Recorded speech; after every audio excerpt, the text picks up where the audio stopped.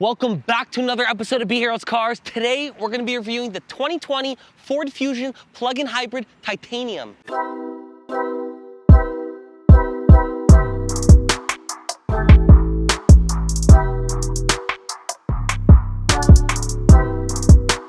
Driving the Ford Fusion, automatically I could tell this is a lot different than any of the other cars that I've driven so far.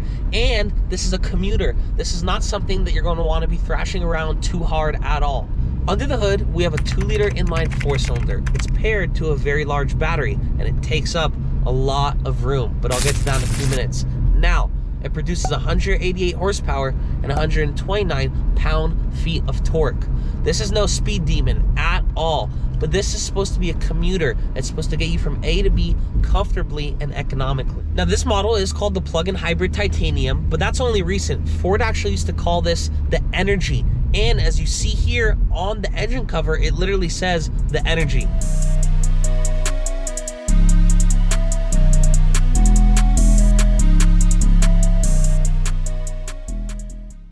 This is a very comfortable car. The suspension is super soft. The steering is very light.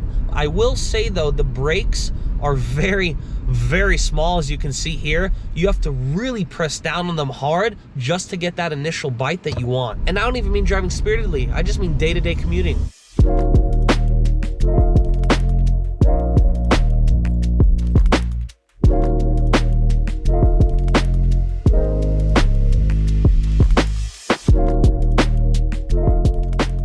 This is a very handsome vehicle. I love what Ford did with the front grille. It's a very simple and sleek design, and they just pulled it off really well. If you go right below it, you can see we have our parking sensors, we have our fog lights, all basic stuff.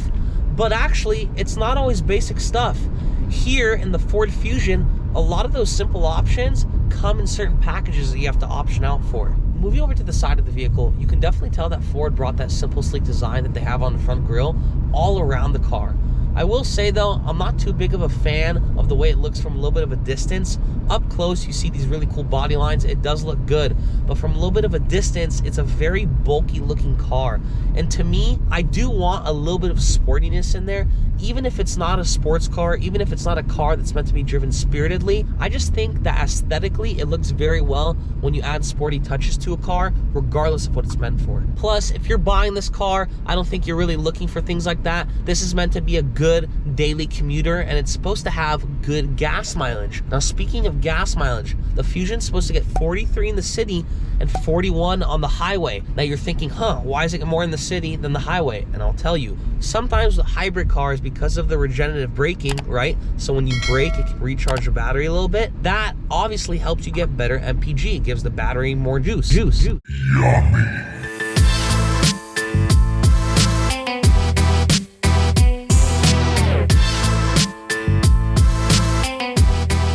Moving up to the trunk of the vehicle, it is a very small trunk. This is one of the smallest trunks I have ever seen that's not in a supercar or a sports car of any sort. As you can see here, the battery takes up basically the entire thing. Now, this is the plug-in hybrid, so it's going to take up a lot more room than the regular hybrid.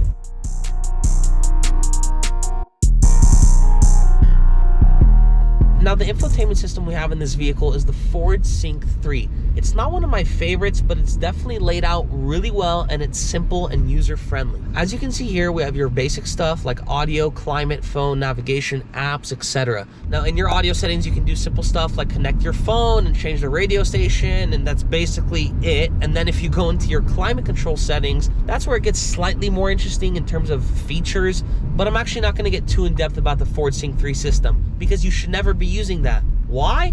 This car has Apple CarPlay, and that is the only system you should ever be using when you're in the Fusion. Now, the Fusion has a 12-speaker Sony sound system. It sounds pretty good.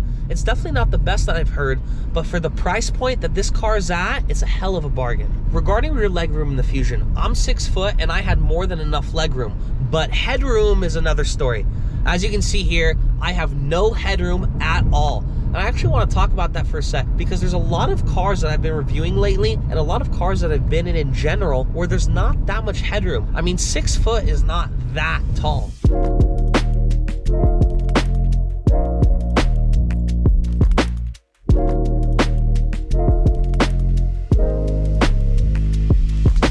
so much for watching another episode of Be Heroes Cars. Remember to like, subscribe, put the bell notifications on, comment, tell me what you want to see, tell me what you like, tell me what you didn't like, and I'll see y'all next time.